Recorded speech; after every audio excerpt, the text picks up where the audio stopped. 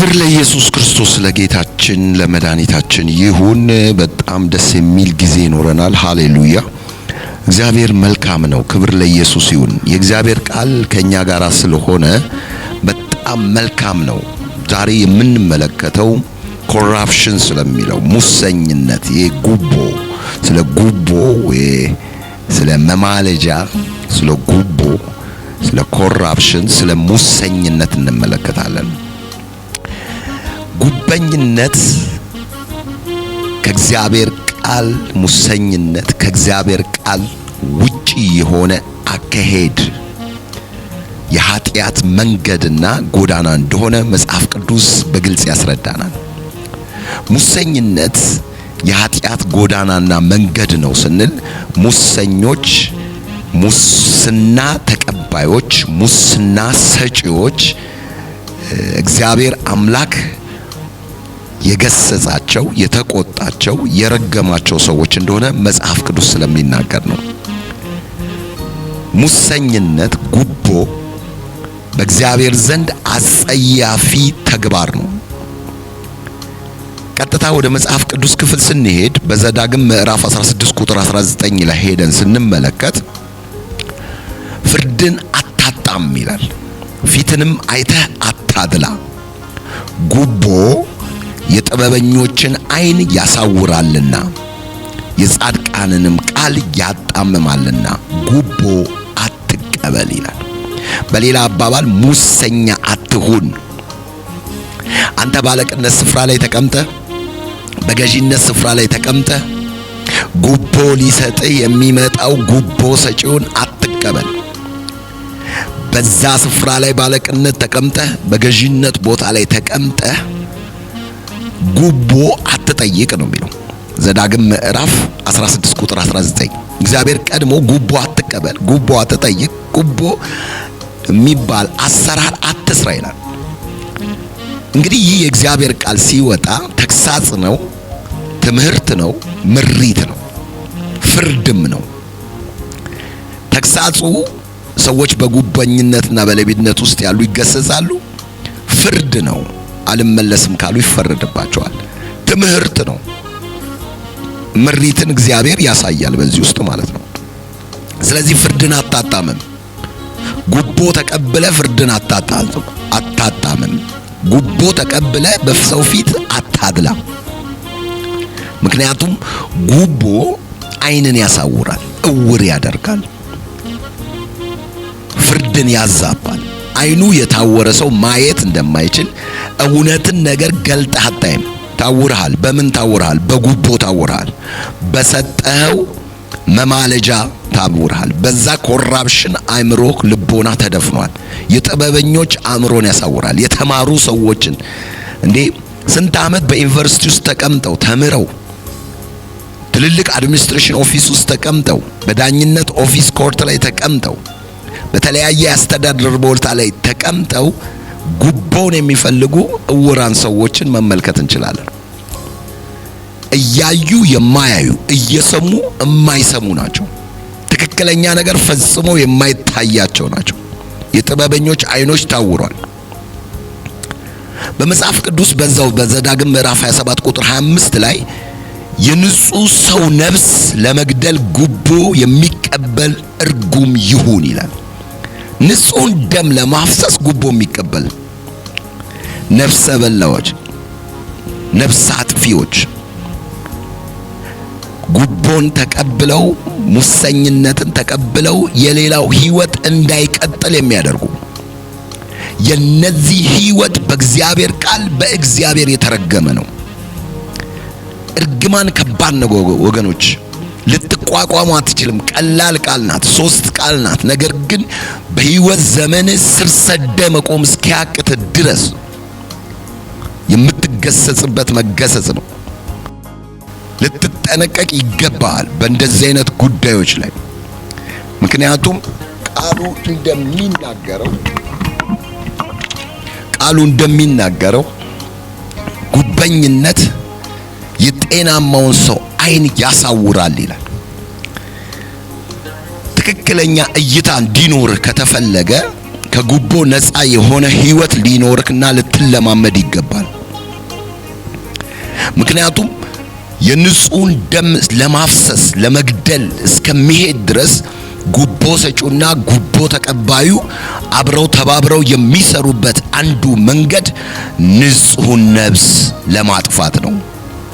የእግዚአብሔር ቃል በዘዳግም 27 ቁጥር 25 ላይ ይህ ሰው በእግዚአብሔር የተረገመ ነው ካለ በኋላ ህዝቡ ሁሉ አሜን ይበሉ ይላል። ስለዚህ ጉበኝነት ሌብነት ነው። ነፍስ የማጥፋትን ስራ የሚደግፍ ነው። አመጽ ነው። በዚህ ላይ ህዝቡ አሜን ይበሉ። የእግዚአብሔር ኮንግሪጌሽን ማህበረ ጉባኤ ምእመናኑ በሙሉ ይስማማ ነው የሚለው። ስለዚህ ለጉበኝነት ይሄንን ማስጠንቀቂያ ጉባኤው ሊናገር ይገባዋል። ህዝቡ ሊናገር ይገባዋል። ካህኑ ሊናገር ይገባዋል። የሃይማኖት መሪው ሊናገር ይገባዋል። ጉቦና ቤተክርስቲያንን ስንመለከት በሳሙኤል ዘመን ሳሙኤል ነቢይ ካህን ሆኖ በሚመራበት ዘመን በአንደኛ ሳሙኤል ምዕራፍ 8 ቁጥር 3 ላይ ልጆቹ በመንገዱ አልሄዱም ይላል። ነገር ግን ረብ ለማግኘት ፈቀቅ አሉ ይላል።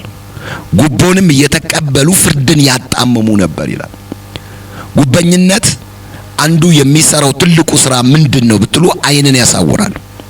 እነዚህም የሳሙኤል የነቢይ ልጆች እነዚህ የካህን ልጆች ጉቦን ይቀበሉ ነበር፣ ፍርድን ያጣመሙ ነበር፣ ረብን ለማግኘት ፈቀቅ ይሉ ነበር። ከህዝቡ የሚፈልጉትን ክብር፣ ከፍታ፣ ጥቅም፣ የተለያዩ ነገሮችን ካገኙ በኋላ የጽድቅን ስራ ሳይሆን ክፉ ጠማማን ነገር ይተገብሩ ነበር።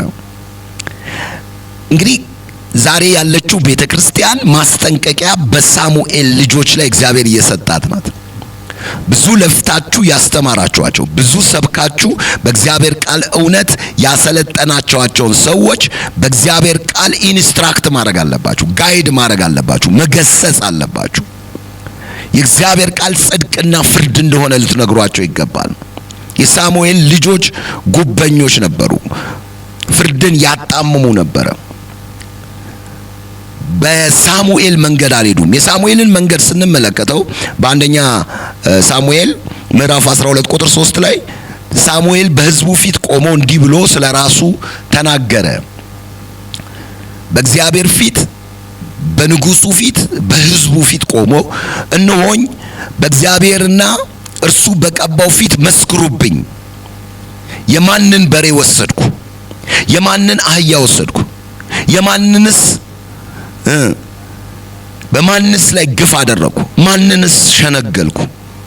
አይኖችንስ ለማሳወር ከማ እጅ ጉቦ ተቀበልኩ? እኔም እመልስላችኋለሁ አለ። በክርስቶስ ቤተክርስቲያን፣ በእግዚአብሔር ቤተክርስቲያን ወይም ቤተክርስቲያን ተብላ በምትጠራው የክርስቶስ አካል ውስጥ ትክክለኛ የህይወት መገለጥ እንደ ሳሙኤል የተመሰከረለት የህይወት መገለጥ ሊሆን ይገባዋል። በአንደኛ ሳሙኤል 12:3 ላይ አሁን ሳሙኤል እንደተናገረው እነሆ በእግዚአብሔር ፊት እርሱ በቀባው ፊት መስክሩብኝ አለ። እስቲ በህዝብ ፊት አጋልጡኝ፣ በህዝብ ፊት ተናገሩ ማንነቴን። የማንን በሬ ወሰድኩ? ዛሬ በሬ ላይ ይጠበቅብህ ይችላል። በጉቦ ተነርቶ ላይ መጣል ይችላል። መኪና ሊሰጥ ይችላል። ብዙ ብሮችን ልታገኝ ትችል ይሆናል። የማንስ አህያ ወሰድኩ? ዛሬ አህያ ላይ መጣል ይችላል። የጭነትን መኪና ልትወስድ ትችላለህ። ዛሬ ሸንግለህ፣ ዋሽተህ፣ አስመስለህ በእውነት የሚመስል ንግግር ተናግረህ ሽንገላን አድርገህ ልትፈርድ ትችላለህ፣ ልትናገር ትችላለህ፣ ልታስመስል ትችላለህ። በማንስ ላይ ግፍ አደረኩ? ይህ ግፈኝነት ነው፣ ጉቦኝነት። አይንን ለማሳወር ከማ እጅ ጉቦ ተቀበልኩ? አያችሁ እንግዲህ የአባታቸው የካህኑና የነብዩ ህይወት ለእነርሱ ከባድና አደገኛ ነው። በሕይወት ምሳሌነት ላይ የተቀመጠና የሕይወት ምሳሌ የተገለጸበት እንቅስቃሴ ያለው የሳሙኤል ሕይወት ነው።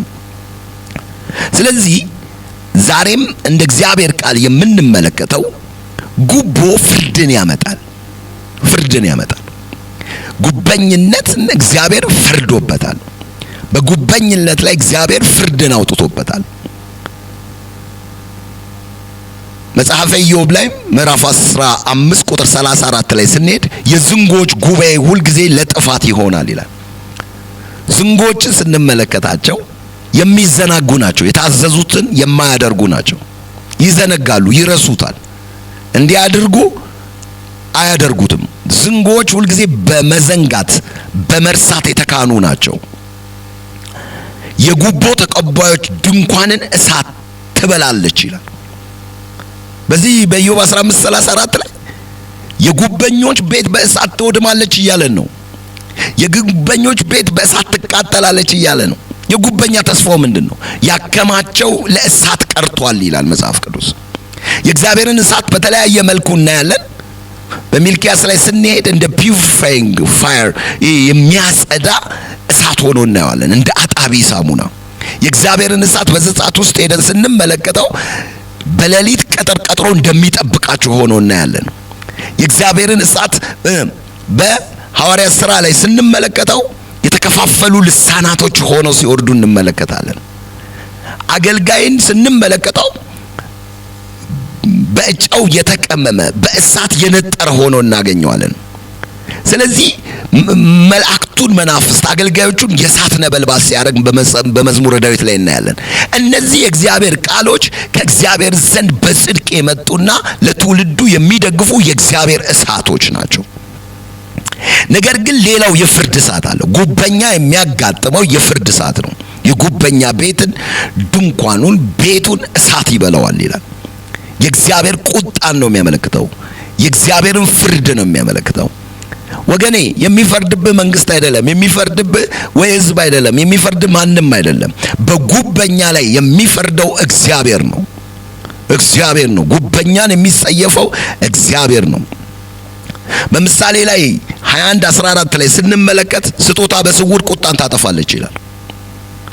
የብብት ውስጥ ጉቦ ጽኑ ቁጣን ታበርዳለች ይላል። ተመልከቱ፣ እግዚአብሔር በእነዚህ ጉበኝነት ውስጥ የሚሰሩትን አሰራር በዚህ በመጽሐፍ ላይ እየገለጠባቸው ነው። ስውር ስጦታ፣ ጉቦ ማለት ስውር ስጦታ ነው።